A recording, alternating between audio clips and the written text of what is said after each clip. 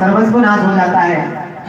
हाँ, कुछ कुछ ही जगह है ऐसा कि किसी का उद्धार हो जाए, लेकिन उस जगह वास्तविकता है। अब देखिए, आप जो है कहावत है वह गलत नहीं है, इसका साक्षात प्रमाण है शकुनी मामा, है ना। कौरवों को देख लो, कौरवों ने शकुनी मामा के इशारे पर क्या कार्य नहीं किया, है ना, परंतु अंतिम में परिणाम क्या मिला? मौत। तो सब कुछ बर्बाद ही हुआ है शकुनी मामा की बातों में आकर के। इसलिए घर में अगर बड़े बुजुर्ग हैं तो उनकी सलाह लेकर के भी कार्य करना चाहिए, ऐसा कहता है। और तब नारद जी कहते हैं कि मैं घर घर में गया, संतों के आश्रम में गया, मुझे महाराज की शांति नहीं मिली। अब कलिना धर्ममत्रेणा धरेयम बाधिता गुना, अधर्म का मित्र जो कली है ना, उसने लोगों की बुद्धि को इतना विकृत बना दिया। लेकिन जब मैं श्री राम वृंदावन पहुंचा तो महाराज वहां मैंने एक कौतुक देखा। एक युवती के पास दो पुरुष मूर्छा अवस्था में बेहोश होकर के पड़े हुए थे और वह स्त्री चारों तरफ देख रही थी। उसने नारद यानी नारद को देखा और कहा, मुझे अपने पास बुलाया। मैं उस माता के पास जब गया तो उस माता का नाम था भक्ति माता। महाराज उसके बगल में जो वृद्ध पुरुष पड़े हुए थे उनमें से एक का नाम ज्ञान था और दूसरा वैराग्य था।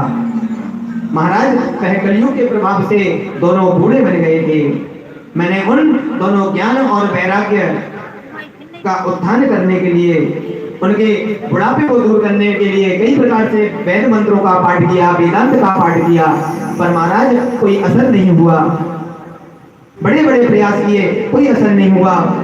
लेकिन तब एक आकाशवाणी हुई और वह आकाशवाणी क्या थी कि यदि तुम ज्ञान वैराग्य के बुढ़ापे को दूर करना चाहते हो तो भक्ति कर्म करो। ज्ञान वैराग्य के बुढ़ापे को दूर करने का सिर्फ एक ही उपाय है, श्रीमद् भागवत कथा ज्ञान यज्ञ। अब नारद जी कहते हैं कि मैं तो उन दोनों के कष्टों की निवृत्ति करना चाहता हूं, तो इसके लिए सत्कर्म कैसे करूं, इसलिए मैं आपके पास आया हूं। आप मुझे कृपया बताइए कि मैं क्या करूं, मेरा मार्गदर्शन कीजिए। पहली बात तो कि ज्ञान वैराग्य का बुढ़ापा कैसे दूर हो, और दूसरी बात कि भक्ति देवी के मन में जो कष्ट है उसकी निवृत्ति कैसे हो।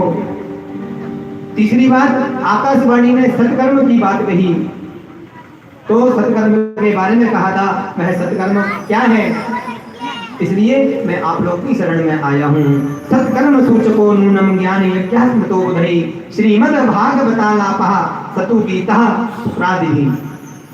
देखो नारद, ज्ञान और वैराग्य के बुढ़ापे को दूर करने का एवं भक्ति देवी की कष्ट की निवृत्ति का यदि कोई सर्वोत्तम साधन है तो वह है श्रीमद् भागवत कथा, ज्ञान यज्ञ, सप्ताह प्रवचन। नारद जी बोले, लेकिन मैंने तो वेद का पाठ किया है, वेदांत का पाठ किया है, और वेद वेदांत के पाठ से यदि कोई असर नहीं हुआ तो केवल श्रीमद् भागवत से क्या होगा। तब सनत कुमार जी बोले कि देखो नारद, वेद यदि वृक्ष है ना तो भागवत उसका फल है, और वेद रूपी कल्प वृक्ष का अमृतमय फल ही तो श्रीमद् भागवत है।